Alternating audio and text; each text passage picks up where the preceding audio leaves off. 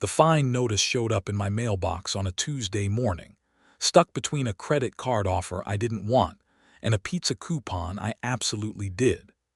It was printed on official HOA letterhead, complete with that little logo of a cartoon house that the board had apparently paid someone $400 to design 3 years ago, which was its own scandal for another day.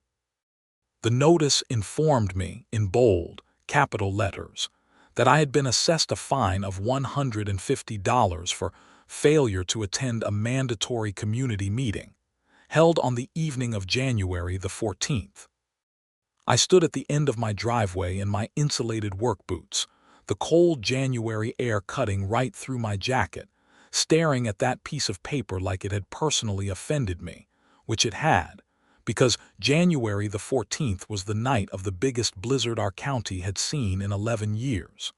I am Doug Campbell. I have lived in the Pinecrest Meadows subdivision for going on 7 years now. I bought my house here because it was a good neighborhood, the schools were solid, and the HOA fees seemed reasonable at the time.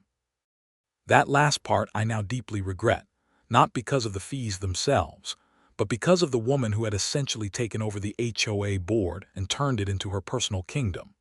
Her name was Sheila Caldwell, and she lived 4 houses down from me in a colonial-style home with a perfectly manicured front lawn that she was somehow able to maintain even in the dead of winter, a fact that had always seemed slightly suspicious to me. Sheila had been on the HOA board for 6 years running.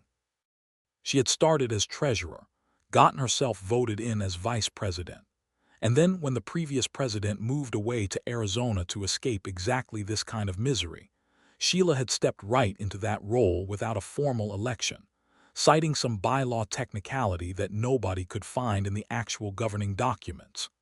She was the kind of woman who sent violation notices for holiday decorations that were left up 2 days past the permitted deadline. She once fined a retired schoolteacher named Gerald for having a garden hose reel that was, and I quote from the notice, aesthetically inconsistent with the community's curb appeal standards. The hose reel was beige. The HOA-approved color palette included beige. So when I say I was not entirely shocked to receive a fine for missing a mandatory meeting during a blizzard, I mean I was shocked in the way you're shocked when you step on a Lego in the dark. You didn't see it coming, but you probably should have. Let me paint you the picture of January 14th. I woke up that morning to 3 inches of snow on the ground and more coming down at a steady clip. The Weather Service had been tracking the storm for days, and by noon they upgraded it to a blizzard warning, which in our state means winds exceeding 35 miles per hour, combined with heavy snowfall creating dangerous whiteout conditions. The county issued a Level 2 snow emergency, which meant non-essential travel was strongly discouraged, and roads were being cleared in priority order. By 5 in the evening, when I was standing at my living room window watching my neighbor's inflatable snowman get absolutely destroyed by wind gusts, the roads in our subdivision were completely impassable. My truck, a 4-wheel drive that I trust in most winter conditions, was sitting in the garage because I had looked at the State Road Commission's website, and they had already closed 2 of the main roads leading out of our area. The HOA meeting had been scheduled for 7 o'clock that evening at the community center, which was about 1.5 miles from my house. In good conditions, that's a 6-minute drive. In a blizzard with Level 2 snow emergency declared, it was a trip to a ditch and a tow bill. I checked the HOA's communication app, which was this clunky thing called Community Connect that Sheila had pushed through with an $80 monthly subscription fee that came out of our dues, and I saw 0 announcements about the meeting being canceled or postponed. No email, no voicemail on the community hotline, nothing. So I did the completely rational thing that any reasonable human being would do. I stayed home, made a pot of chili, watched a movie, and shoveled my driveway twice because the wind kept pushing snow back across it the second I finished. Now, a reasonable person leading a homeowner association would look at a blizzard, a Level 2 snow emergency, and the complete absence of any ability for residents to safely travel, and they would cancel the meeting. Or at the very least, they would not penalize people for staying home during a declared weather emergency. But Sheila Caldwell was not a reasonable person. Sheila Caldwell had apparently held the meeting anyway, with 4 people present, all of whom were either on the board or married to someone on the board, and they had decided in that meeting to begin assessing mandatory attendance fines for anyone who had missed it without submitting a formal written excuse at least 48 hours in advance. I want to pause here and let that sink in. The 48-hour advance excuse rule. For a blizzard that had been upgraded to emergency status about 7 hours before the meeting, this is the level of logic we were dealing with. I went back inside my house, sat down at my kitchen table with a cup of coffee, and read the fine notice 3 more times. Then I took out my phone and took a photo of it. Then I took a photo of my driveway, still showing the packed snow and ice that the snowplows hadn't gotten to yet. Then I pulled up the National Weather Service website on my laptop and saved screenshots of the blizzard warning that had been issued for our county on January 14th. Then I pulled up the County Road Commission's website and found the Level 2 snow emergency declaration, complete with the timestamp showing it had gone into effect at 3:47 in the afternoon. I saved all of that. I emailed it to myself with the subject line, Evidence January 14 Blizzard HOA Fine. I have learned from living in this neighborhood that you document everything, and you document it immediately, before anyone has the chance to tell you that you're misremembering. Then I did something I probably should have done a long time ago. I went to my neighbor Marcus Webb's house, which was directly next door. Marcus was an attorney. Not an HOA attorney specifically, but he practiced civil law, and he was exactly the kind of person you want next door when a homeowner association starts sending you financial penalties for surviving a natural weather event. I knocked on his door. He answered in his bathrobe because it was still cold and we were both working from home that week, and I showed him the notice. He read it, said nothing for about 5 seconds, and then looked up at me with an expression that I can only describe as professionally delighted. He told me that what they had done was almost certainly a violation of our own HOA's governing documents, because virtually every HOA's bylaws include a provision requiring that meetings be held under conditions where members can reasonably attend, and that fines related to attendance must follow a proper process including advance notice, opportunity to dispute, and a hearing if requested. He also mentioned something about the state's Planned Unit Development Act, which governs how HOAs can assess fines against homeowners, and the fact that fining someone for missing a meeting during a declared weather emergency would be extremely difficult to defend legally. He said I should request a formal hearing in writing, dispute the fine in writing, and under no circumstances pay it, because paying it would constitute an admission of validity. I thanked him, went home, and typed up a very polite but very firm letter disputing the fine. I cited the blizzard warning. I cited the Level 2 snow emergency. I cited the fact that no official cancellation or postponement notice had been sent through any of the HOA's official communication channels. I requested a formal hearing before the full board within 30 days as provided by the governing documents. I also requested, in that same letter, a copy of the meeting minutes from January 14th showing what had been discussed, who had been present, and how the mandatory attendance fine policy had been voted on. Then I printed it, signed it, took a photo of it, and hand-delivered it to Sheila Caldwell's front door, where I also rang the doorbell and handed it to her personally so she could not claim she never received it.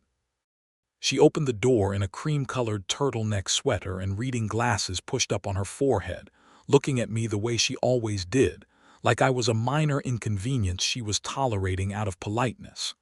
I smiled and handed her the letter and told her I was formally disputing the fine and requesting a hearing. She took the letter, glanced at it, and said, "The fine stands, Doug. The meeting was mandatory. It was on the calendar.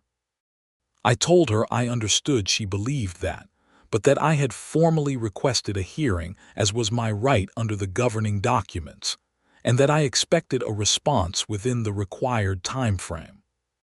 Then I wished her a good afternoon and walked back down her shoveled driveway to the sidewalk. Her driveway was perfectly clear, by the way. She had one of those heated driveway systems installed the previous fall, which she had somehow gotten approved as a property improvement without full board review, but that was yet another story. I got back home, made myself another cup of coffee, and started quietly reaching out to some of the other neighbors. I knew I wasn't the only one who had stayed home during the blizzard. In a subdivision of 83 homes, you'd expect maybe 30 or 40 people to show up to a regular meeting on a good night, and nowhere near that on a blizzard night. I started texting people, asking casually if they'd gotten a fine notice. Within 2 hours, I had heard back from 22 different homeowners who had all received identical fine notices for $150 each. 22 people. That was $3,300 in fines that Sheila and her board had levied in a single batch, all for missing a meeting during a declared weather emergency. One of those people was an elderly woman named Patricia Okonkwo, who lived alone on the south end of the neighborhood. Patricia was 71 years old, recently widowed, and was on a fixed income. She had received her fine notice, and she was genuinely distressed about it. She had called the HOA's contact number and left a message explaining that she had not been able to drive in the blizzard because her car had been buried under about 1.5 feet of snow, and she had no one to help her clear it until the following morning when her son came over. The message had not been returned. She had left 2 more messages in the days following. Still nothing. When I heard about Patricia, something shifted in me from mildly annoyed neighbor to genuinely angry advocate. This is the thing about Sheila Caldwell's brand of HOA management. It hits differently when you see it landing on someone who genuinely cannot absorb the hit. Patricia wasn't a rule bender. She was a sweet older woman who grew tomatoes in the summer and always had a kind word. The idea that she was sitting at home, worried about a $150 fine for not driving in a blizzard was infuriating. I organized a neighborhood meeting of my own. I sent a message through the community app, which Sheila could see but couldn't block, and I also went around and knocked on doors personally, which takes longer but means you actually talk to people. I arranged for us to gather at my house on a Saturday morning. I set up folding chairs in my living room and dining room, put on 2 pots of coffee, and waited. 17 people showed up, which was frankly impressive for a Saturday in January when it was still hovering around 15 degrees outside. People were stomping snow off their boots in my entryway and accepting mugs of coffee and already talking over each other before everyone had even sat down. We talked for almost 2 hours. Marcus was there, and he walked everyone through their rights under the governing documents and the state's HOA statutes. We compared our fine notices and confirmed they were all identical, which suggested they had been mass-generated rather than individually reviewed. We talked about the communication gap, the fact that not a single official notice about the meeting had been updated on January 14th, despite the worsening storm. We talked about Patricia's situation specifically, and I could see people getting visibly upset about it. 3 people who hadn't even gotten fine notices themselves said they wanted to be involved because this was wrong regardless of whether it had personally affected them. By the end of the meeting, we had a strategy. Everyone who had received a fine would send individual dispute letters, similar to mine but personalized with their own specific details about why they couldn't attend. Marcus drafted a template that everyone could customize. We would all request the same hearing. We would flood the board with formal requests until they had no choice but to schedule a full community hearing on the matter. We would also formally request a financial audit of the HOA's accounts, because Marcus had mentioned that the fines being assessed weren't showing up in the budget documents that had been shared with the community, and that raised questions about where exactly that money was going. And we would request, under the state's open records provisions for common interest communities, all communications between board members about the January 14th meeting and the subsequent fines. That last part was my idea. I had done a little research of my own by that point, and I had discovered that in our state, HOA board members conducting official business are required to maintain certain records and make them available to members upon request. Emails and written communications about official board decisions fell into that category. If Sheila and the board had discussed this fine policy via email, we were legally entitled to see those emails. We also did one more thing. One of my neighbors, a quiet guy named Terry Whitmore who worked in IT, had noticed something interesting. He had a home security camera system that covered not just his property, but had a wide-angle view that happened to capture a portion of the street in front of his house, which was on the route between the main subdivision entrance and the community center. On the night of January 14th, during the blizzard, his cameras had been running the whole time, and they had recorded something interesting. Between 6 and 8 in the evening, during the worst of the storm, exactly 2 cars had moved through that street. One was a snowplow. One was a car Terry recognized as belonging to a board member named Frank Alcott, who had apparently driven to the meeting.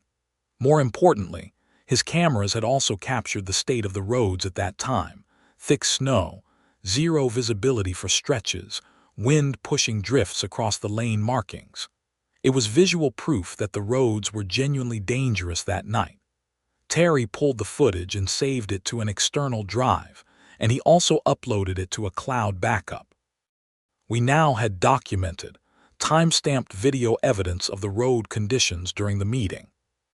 Sheila's response to our flood of dispute letters was to schedule the community hearing for the 3rd Tuesday of February, which was the earliest date available at the community center.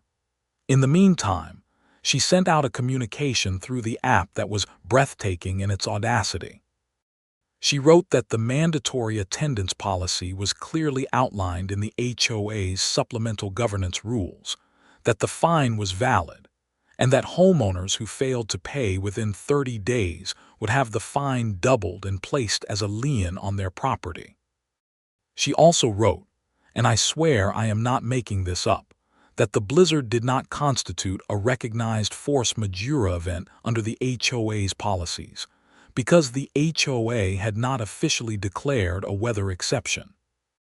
Marcus read that message, then called me and laughed for about 45 seconds straight before composing himself, and explaining that the idea that the HOA had the authority to decide unilaterally whether a state-declared weather emergency counted as a valid excuse was going to be very, very entertaining to explain to a judge. We were all preparing for the February hearing, gathering our evidence, organizing our arguments, getting our ducks in a row, when something unexpected happened that moved the whole situation to a different level entirely. One of the neighbors, a woman named Deborah Finch who was very good at finding things online, had been digging into the HOA's public financial records.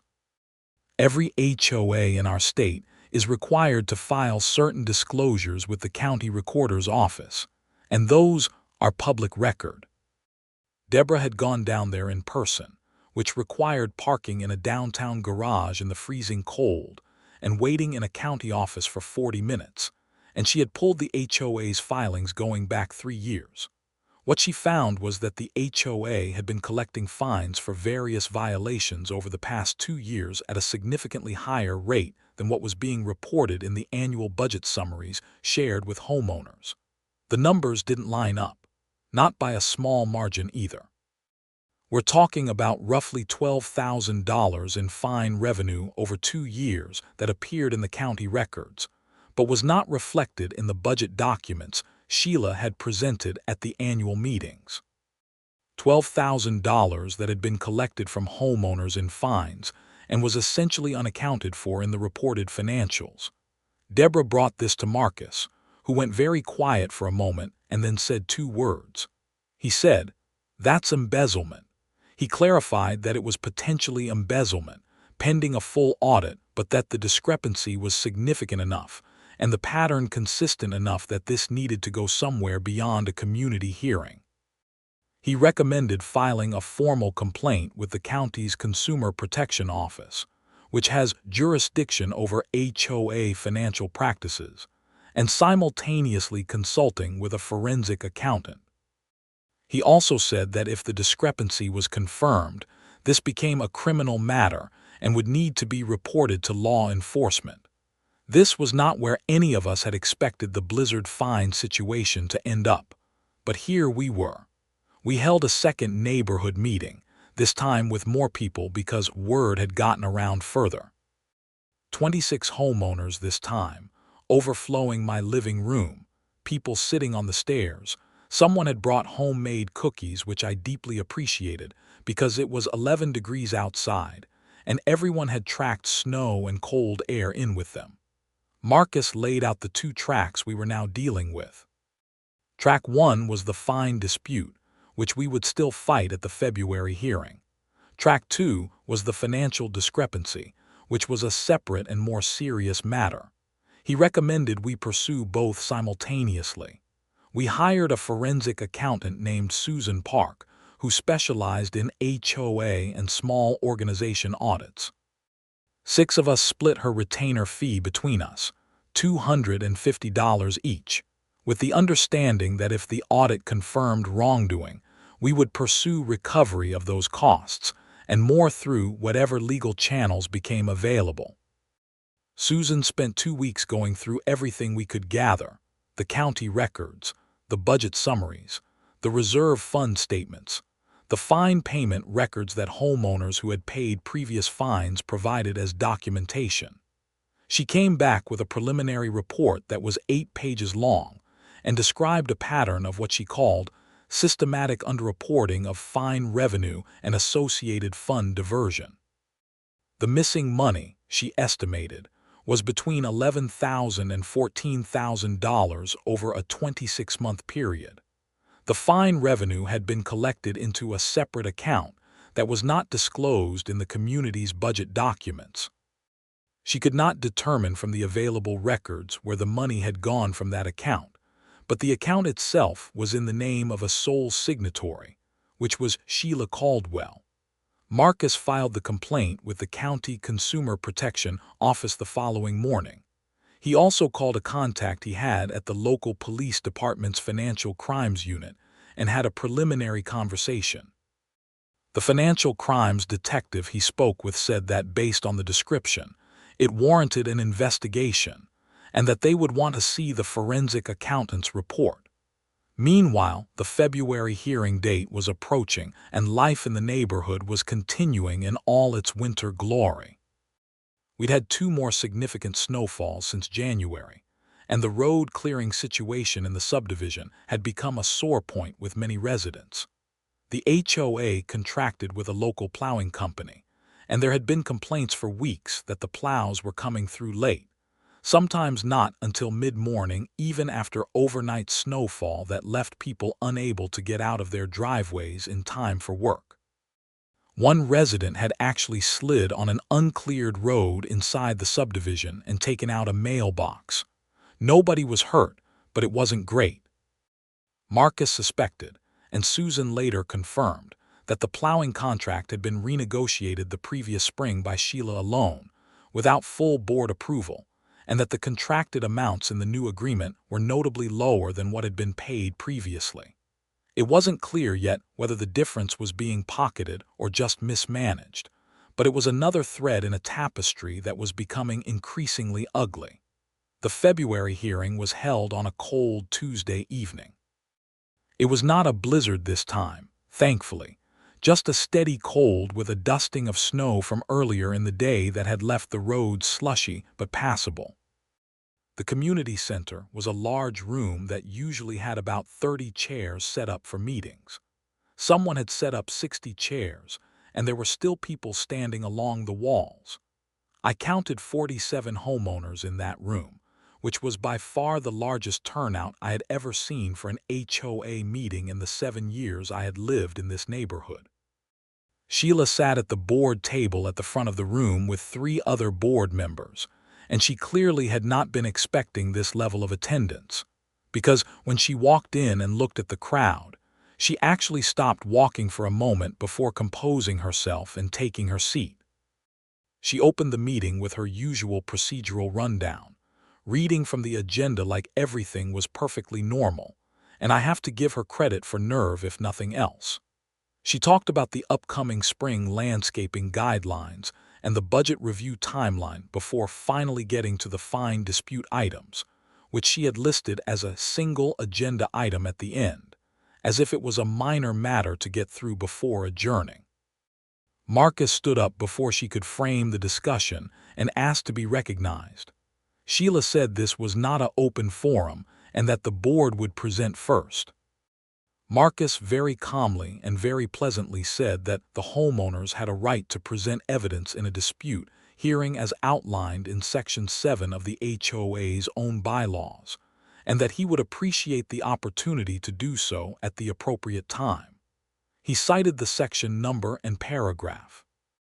Sheila looked at the board member to her left, a retired engineer named Harold who generally went along with whatever Sheila said but had started looking visibly uncomfortable over the past few weeks, and Harold gave a small nod.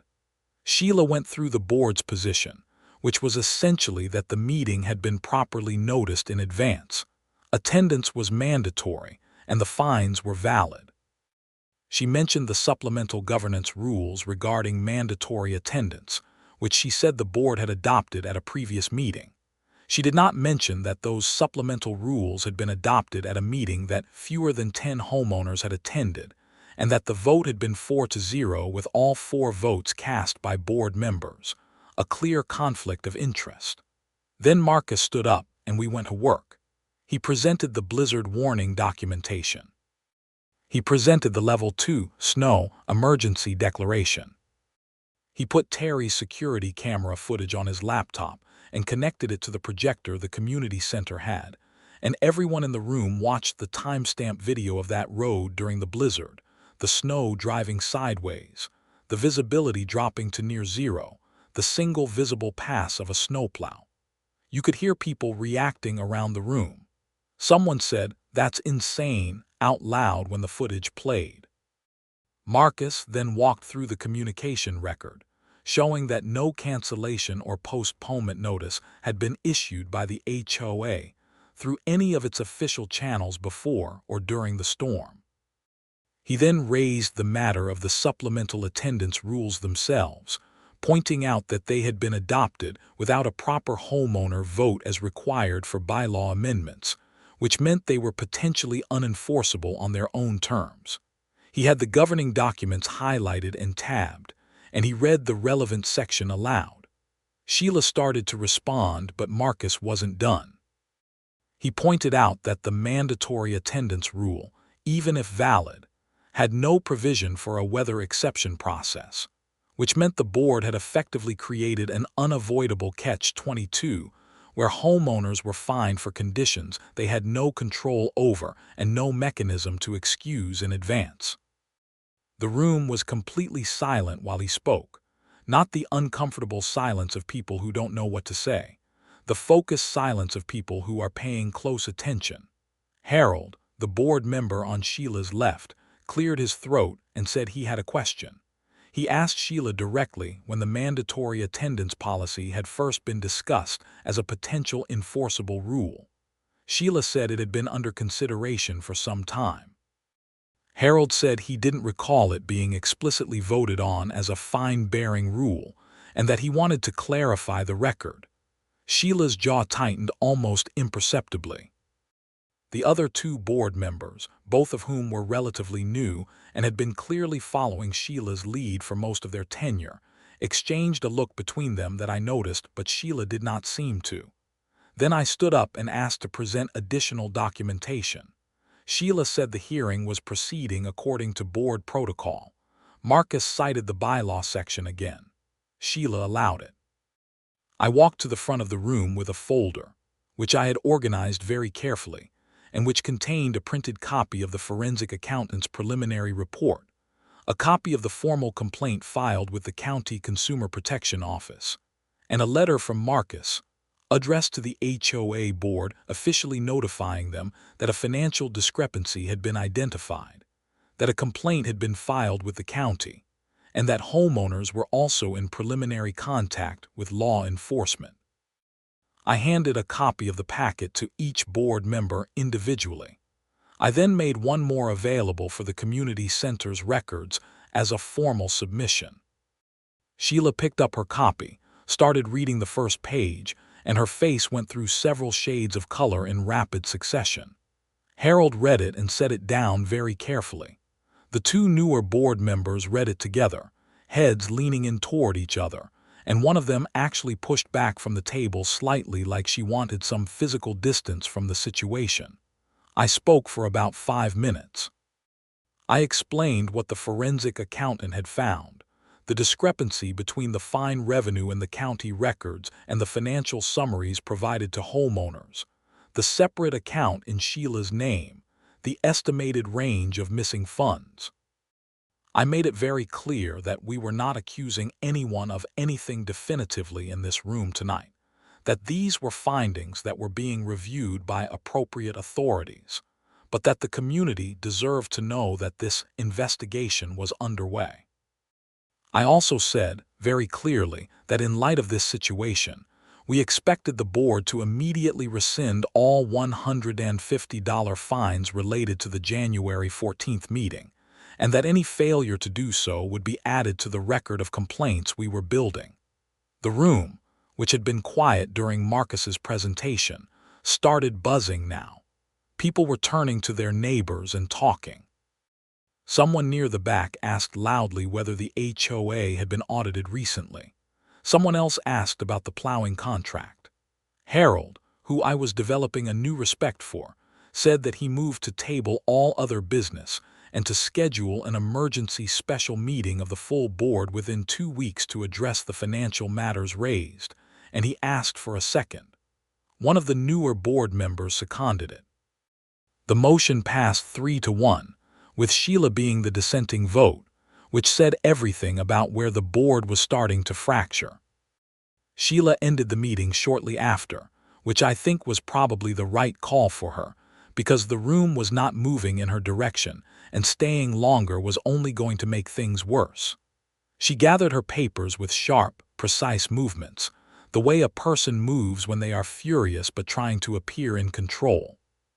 She walked out without speaking to anyone in the audience, which was notable because she was usually the queen of the post-meeting social circuit, walking around accepting small compliments and reminding people about upcoming community events. The County Consumer Protection Office moved quickly. Within 10 days of the complaint being filed, they had opened a formal investigation and contacted the HOA's registered agent requesting records. Susan Park's forensic report was submitted as supporting documentation. The county investigator also requested all board communications going back 2 years, which turned out to be a very significant request, because when those communications came out, and under the investigation they showed exactly what we had suspected and then some. The emails between Sheila and a former board member who had since moved away showed explicit discussions about how the fine revenue was being tracked separately off the main books, as she had described it, and how she was using discretion in how those funds were allocated. There was an email in which she described using $1,200 from the fine account to pay for what she called board support expenses, which turned out to be a catered holiday party she had hosted at her own home for the board members and their spouses, an event that most of the broader community had known nothing about. There were other expenditures that were similarly difficult to justify. The county investigator referred the case to the district attorney's office. The DA's Financial Crimes Division took it from there. 2 detectives from the Financial Crimes Unit came to the community center for a recorded interview with board members, a meeting that Sheila attended with a personal attorney, which spoke volumes.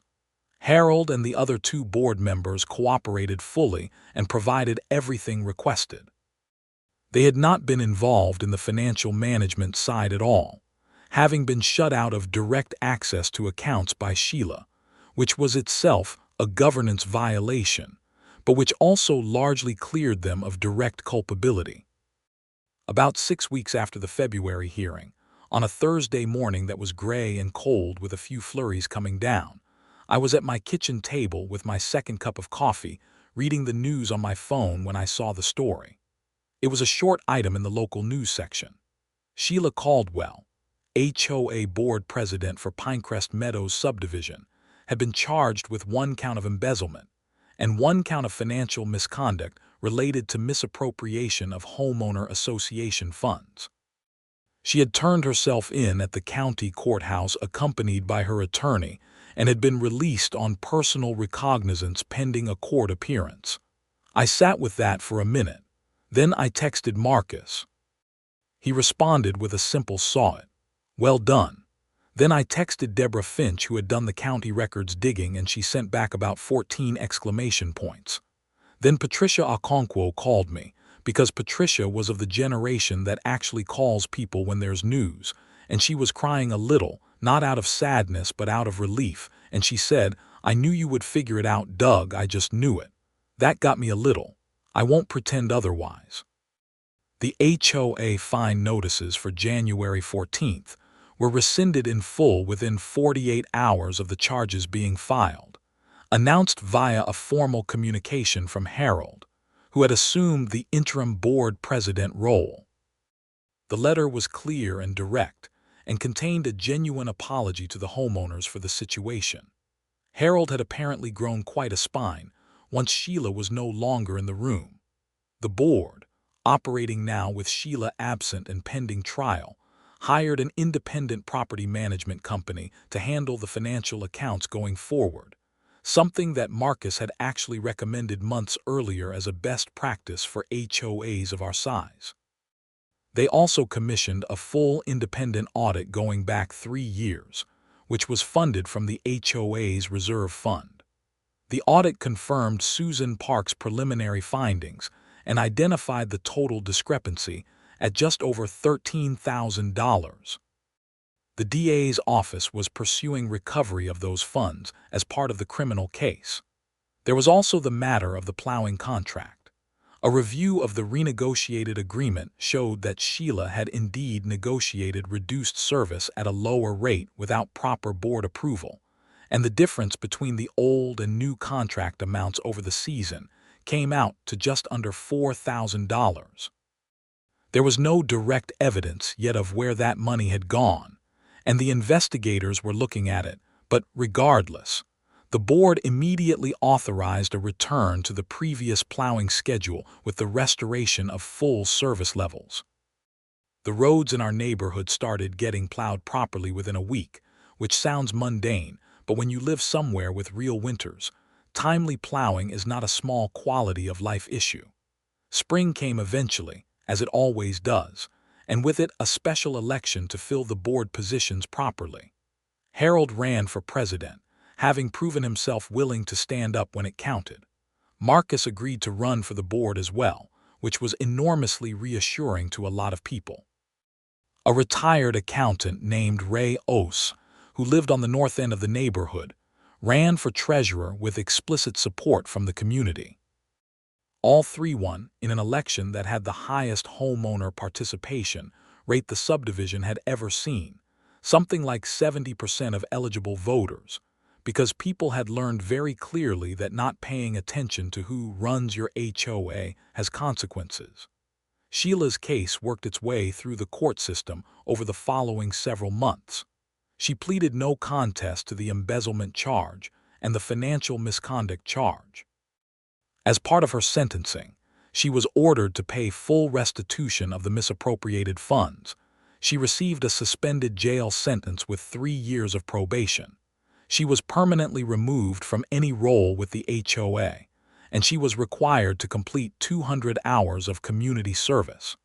Her attorney argued for leniency on the grounds that her offenses were nonviolent and that she had cooperated with the restitution process. The judge acknowledged those factors, but was clear that misappropriating funds from a community organization, particularly through a pattern of deliberate concealment, was a serious breach of the trust placed in her by her neighbors. I heard through the neighborhood grapevine that Sheila was putting her house up for sale in the late spring. I can't say I was broken up about it. I genuinely don't enjoy watching anyone go through legal proceedings, and I don't wish her active misery. But I also believe pretty firmly that actions have consequences, and that the consequences in this case were proportionate to what she had done. Patricia Okonkwo told me in May that she was thinking of running for the board herself at the next regular election cycle.